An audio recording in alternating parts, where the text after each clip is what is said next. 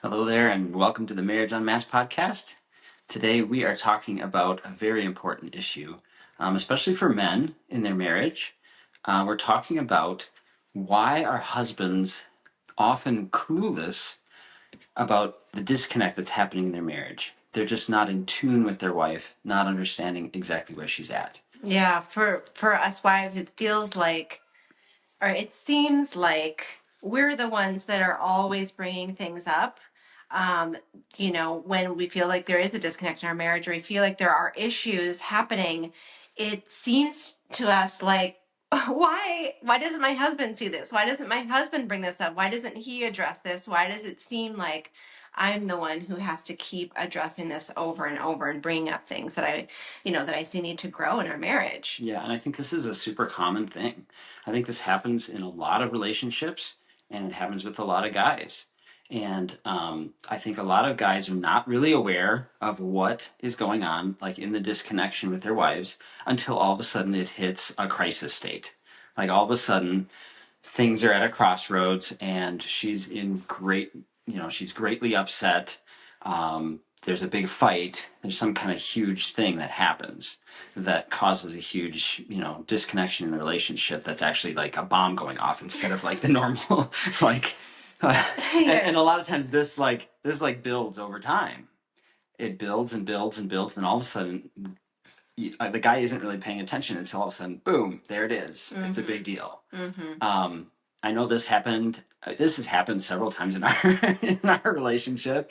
It's not uncommon for us to go through this, where I am somewhat clueless, kind of going through the motions, doing my thing, and then all of a sudden, I feel like, whoa, where did that come from? Why did the bottom drop out of our relationship all of a sudden? And I know I particularly remember, like, it seems to happen sometimes on dates. Like we go out on a date, and like I'm keyed up, I'm excited because I'm like, yeah, we actually get to go on a date. We get to get away from the kids. We're gonna go out to eat, and we're gonna have this fun time together. And I remember there's been a couple dates, and I'm thinking of one in particular. We're out to eat. We're like sitting at the dinner table, ordering food and whatnot, and then all of a sudden, it's kind of like a rush of things just come like from Kara that are like negative. Like all of a sudden she's bringing up issues like, and why don't you ever do this? And this is happening. And I feel so disconnected. I feel so alone in this relationship, and this is going on, and and I feel like I'm struggling with the kids here, and I feel like I'm getting no support here. And I'm like, whoa, where did all this? I'm like, I was just going to have a fun little date night here. And I didn't realize that all these things were really building up over time, and then they all came out in this, in this, what we thought was going to be kind of a fun little date night. So that I think is something that is very common. I think that happens a lot. Mm-hmm. And to be fair, I'm not one who kind of lets like resentment or lets like issues build up in my brain. I usually address them. So this probably happened because this is more my issue. I had brought things up and then they kind of didn't get addressed. Yep. Or I felt like they didn't get resolved, and then yep. I was almost at this like point of like just really feeling unheard. And so that's why things kind of come out a lot, I think, all at once, because it's like when I have brought them up one thing at a time and they're not getting addressed, or he's like, okay, yep, and then nothing changes, then I feel alone, I feel unheard, and then when we do have space or I feel like I am safe to bring it up again, and then it's like this and this. I mean, it definitely happens. I mean, and I will second that, because Kara she is very good at being direct, and I think this could happen even worse in a relationship that maybe one or the both of you are not good at being very direct about something. Mm-hmm. Kara is pretty good about being direct with me about what's going on, and I have in the past been very like good at ignoring even direct communication at times, or putting it on the back burner for a number of different reasons, or pushing it off instead of really addressing it in the moment, which is really what a man what's most beneficial for a man to do is to address those things as soon as they come up, instead of like being passive about them or letting them go or not addressing them and not taking action on them and trying to just kind of like stick your head in the sand and think, oh, well, I'm going to get distracted by a lot of other things and I'm not going to actually deal with this particular issue that she brought up in this moment. Mm-hmm. Instead of just taking action right away. That's really something that I've had to work on in my marriage.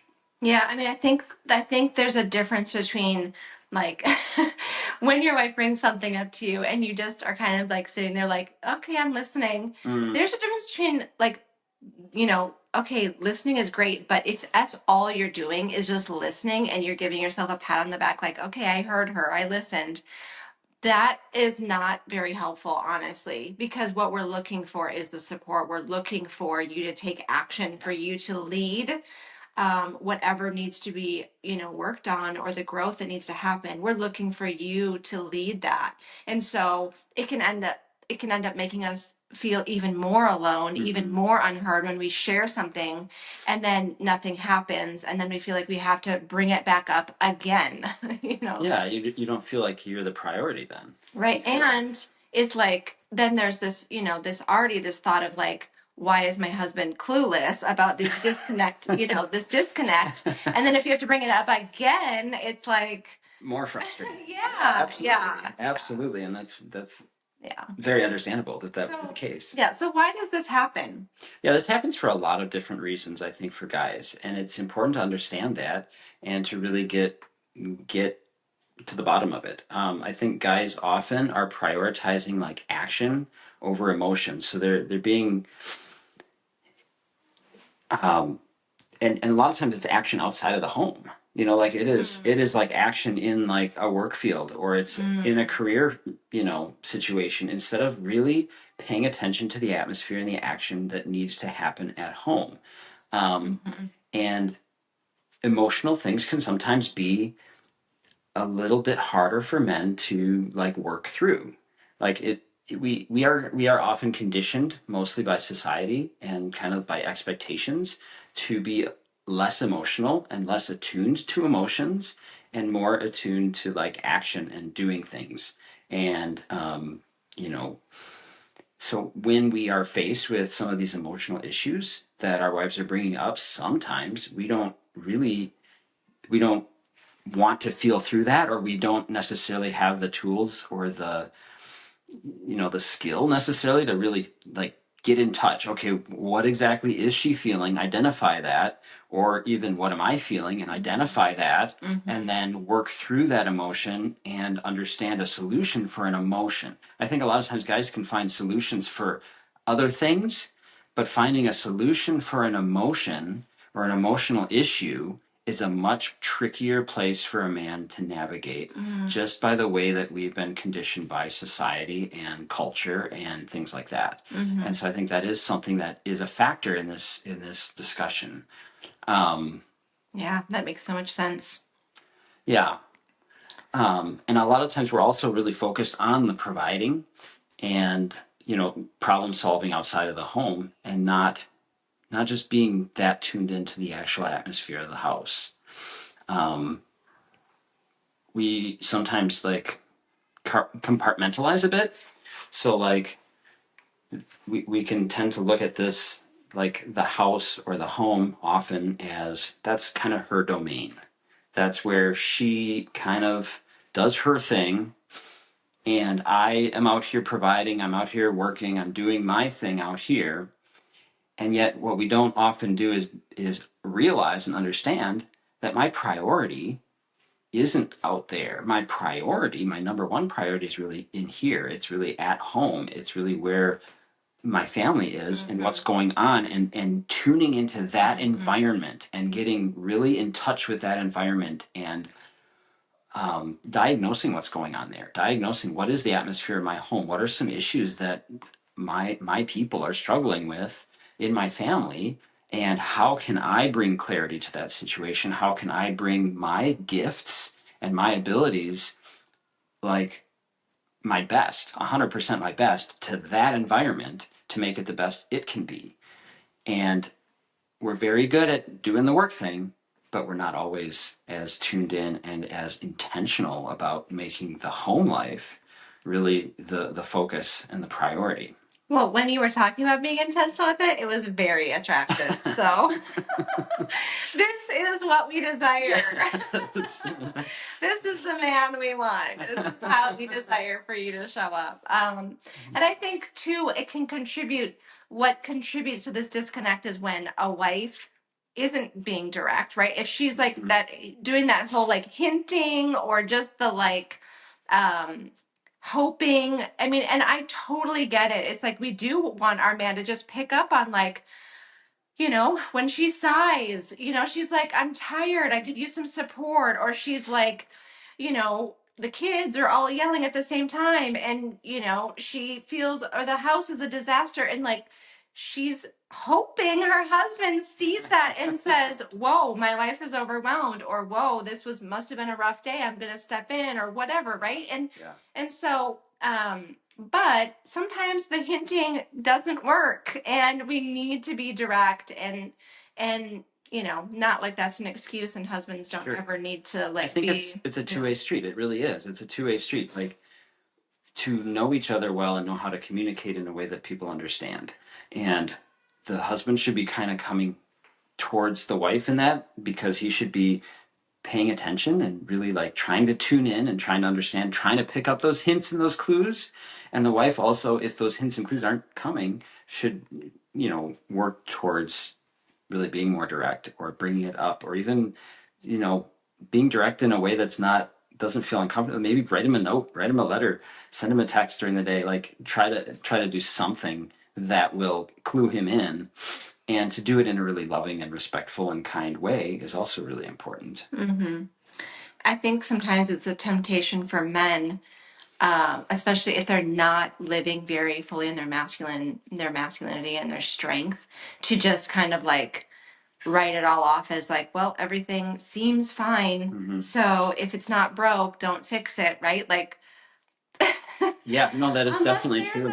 Unless there's a, volcano running through my house, everything must be fine, Yeah, that's exactly true. It's very often the case. Mm-hmm. Like, we tend to think, like, if everything is, for the most part, working okay, well, good. And it must, it must be fine. Mm-hmm. Until there is this big problem or this big issue. And so, like that's not a healthy way to like live. You don't do that with your car necessarily, right? You don't like run your car and the check engine light goes on and you're like, oh, it's fine, I'm just going to ignore it. Oh, the oil doesn't need to be, it's like 5,000, it's 6,000, it's 8,000 miles over and I'm not going to change the oil, like I'm out of gas. I mean, like these kind of things. It's really not even paying attention to the lights is really what it is. It's not seeing the lights and ignoring them. It's not even paying attention that there are lights going on. Yeah. It's just driving the car and not noticing what's going on. Or it is sometimes seeing some of those signs and just kind of putting it off and saying, well, I'll get there when I can. Like, okay, it's a check engine light. It's probably just a sensor, like there can be that too, where you can maybe get some subtle hints and clues, but you're ignoring some of those subtle hints and clues, and you really need to pay attention to all of the information that you're getting so that you can do maintenance and really like catch these issues before they become a really, really big issue. Well, and it's just wisdom for men to have foresight, to be paying attention, to have a good handle on what's going on in their family with their wife, how she's doing. And what can happen is that, why this is a big deal is, women then end up taking on this emotional burden, this labor of like keeping the tone, knowing the tone of the family and every single person. And, for us, that's 5 children. Yep. Plus adults, plus the marriage. And so it can be very overwhelming and lead to this imbalance in femininity and masculinity, because if a woman feels like she's burdened with carrying this whole emotional weight and, then she's not able to relax into her femininity. She feels like she needs to step in, she needs to lead. And then that's really, Yeah, and the dynamic is off then. And there's a huge loss of attraction that happens. at that point, because the man is no longer a really strong, safe place for his wife to relax into and to be soft with and to really feel safe and secure. And I can bring him anything. I can, and he's taking care of business here at home too. That's such a huge thing. And I'm sure, if you're a wife listening to this, that's super attractive. If he would just come home and take care of business, that would be amazing. Yeah. Right? And that is, and guys, that's that's what we're called to do. That's really an awesome thing to step into and to really prioritize again and get back at it. If you've been out of, thinking that way, is to step back in and really take lead of the family. And the atmosphere of the family is, it's really the man's responsibility. I mean, it's both of your responsibility, but the man needs to lead in that, leading in the atmosphere of the family. And how are you setting the tone? How are you bringing, clarity and wisdom and leadership to the family environment?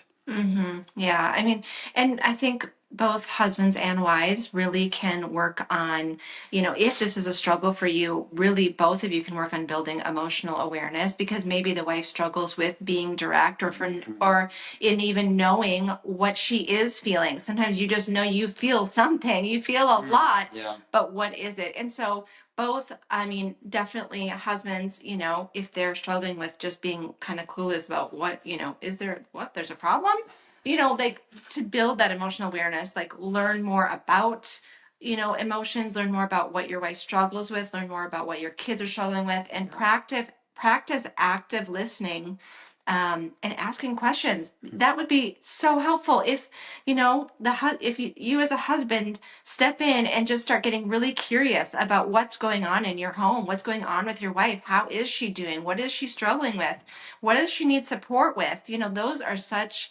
helpful questions, and are going to bring you so much clarity. Absolutely. And also, like, providing a place where you can share emotions without judgment, that you can be vulnerable. Like, men often need practice being vulnerable. Again, we put the armor on when we're outside of the house, and a lot of times we sometimes don't take that off when we come home, and we leave that armor on. We don't always access, what's going on inside and share like things that we're struggling with our wives.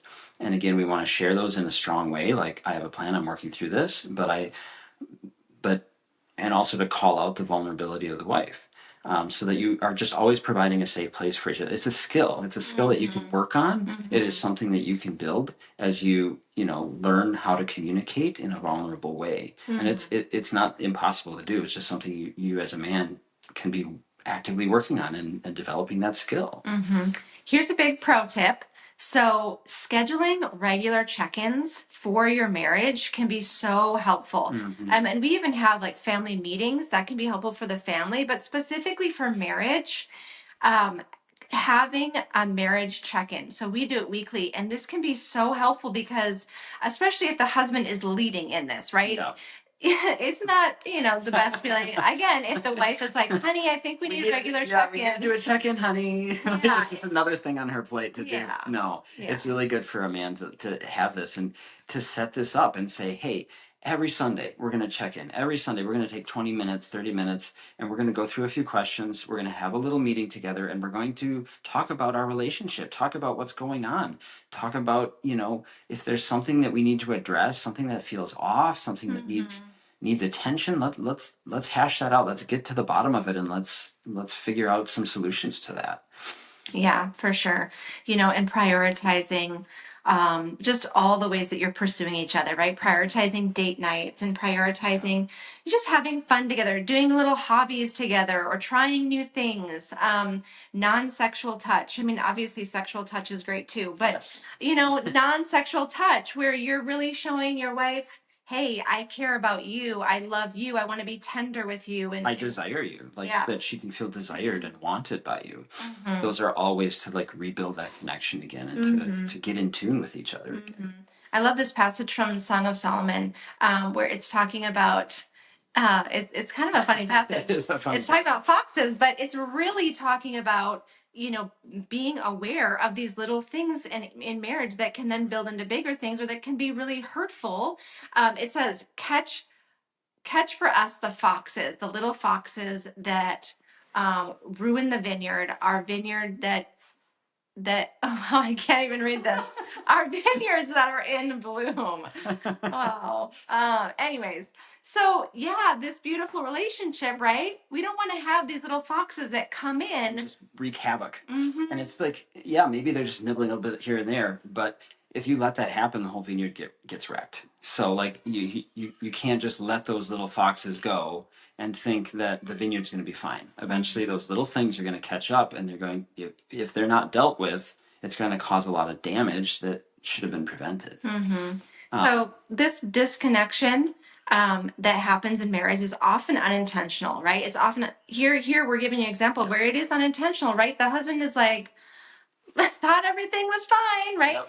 But it can be so damaging. This kind of thing is what can lead to just a breakdown after breakdown, where it leads to this big gap, this big separation, lots of hurt, lots of resentment, of a lot of emotions that, can just really destroy the intimacy of a marriage. But the good thing is, this can be addressed, right? And with intentional effort, you can just bring that connection right back. It just takes a lot of little steps, a lot of little intentional steps to do. Like we were saying with the check-ins and things like that. I do want to challenge husbands to lead in this area here. I'll just give you a quick tip. Like here's a cool question to ask your wife to kind of get the feel for where she's at in that emotional connection, like right now. So this is something you could even do today. And the question is, what's something you used to hope for in our marriage, but now you've given up hoping for it? And I think it's a deep, good question, but it really gets at the heart of some of the things that you're out of tune with as a man in your relationship, and something that, and she can ask it of you too. Like you can share that together. There may be things you're hoping for in the marriage too that you've given up. You've kind of like, well, let it go, or you've kind of given up that hope. So if you guys can have that discussion even today or tomorrow or tonight or whatever, and get to the bottom of that, that can be really helpful in tuning in again to what is on my wife's heart. How can I connect with her again? And if you find yourself just feeling disconnected, if you feel like you are just kind of in this place where some of the intimacy is gone, maybe you don't feel safe to open up, either one of you, maybe you just are feeling like the spark in your marriage is gone, it's faded, and you desire that, right? You want to be reconnected again. You want that growth in your marriage. You want that personal growth, each of you. But you've just kind of lost that, whether it's because of crazy schedules, kids, stress, health issues. All that stuff can come up, and it is, it can be really hard to navigate. We are offering a free masterclass this week, this Thursday night, that is going to be so helpful for your marriage. It's absolutely free. We would love for you to come and learn. We're going to be teaching you, we're going to be going through a quiz that's going to really help you, first of all, address these things, right? Yeah. If you're like, I'm out of touch a little bit, I don't even know what's causing this disconnect, we're going to walk through the different areas of marriage and how, and you can figure out which ones are we really struggling with, which ones need help. We're going to talk about communication. We're going to talk about how to have more fun. We're going to talk about getting that intimacy back. It's going to be fantastic. So we encourage you to just grab the link, click the link in the show notes, grab your spot, and we can't wait to see you then.